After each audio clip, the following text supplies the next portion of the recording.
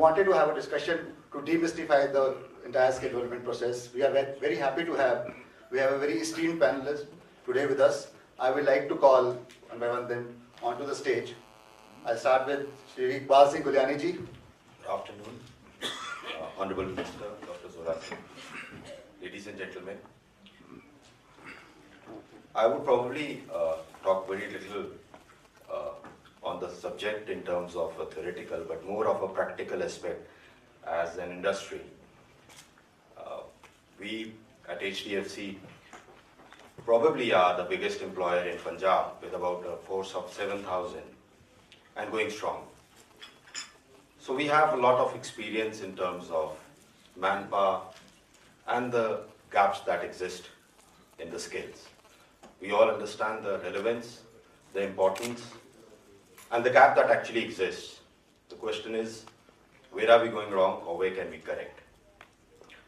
My observations are very simple and basics. One, at the student level or at the entry level, the commitment levels are lacking, both in terms of at the time of acquiring education or even at the time when you come into the job. So if the commitment is lacking, the urge or the hunger to get skills will never be there, and I think the gaps will never get bridged. Who is to correct it and how? My second observation is that the industry is not talking adequate to the education to make sure that what is required is plugged, or what is the gap and where is the gap and how to plug. So to bridge this, talking between the industry and the education, I think organizations like Bridging the Gaps will play a big role. To making the employee or the front-end staff, I think to first of all identifying the gap, and the gaps could be anything to anything.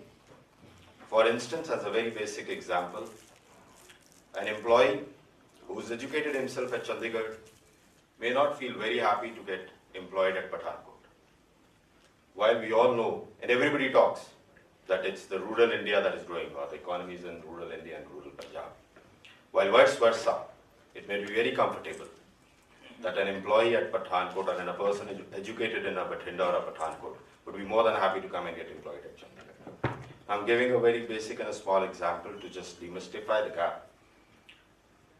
The gap is simply in the mindsets, and once we sit down and understand the behavioral traits of these people, and understand the behavioral aspects that get corrected, both in terms of what the mist that exists in what an industry is wanting, and I have got educated from an esteemed institution and would be able to deliver the best, while when he lands at the job, he finds himself struggling, or we find ourselves struggling in making sure he gets trained. It's not that the industry is not spending enough on the education or skill building. The industry is doing, and we're spending lots and lots of money in terms of developing them. But we probably are all concentrated more towards our own desires of product trainings, our own desires of selling skills, our own desires and hunger to get more business. That also needs a little correction. But more importantly, till we don't identify or demystify the gap, we will not probably move in the right direction, right path. So I think with this impaneled and this gathering, it's a move in the right direction. And I compliment Rohit and Mr. Agarwal and the team for breaking this gap, demystifying it by the research, and formulating this organization which will help both the industry and the students. Thank you.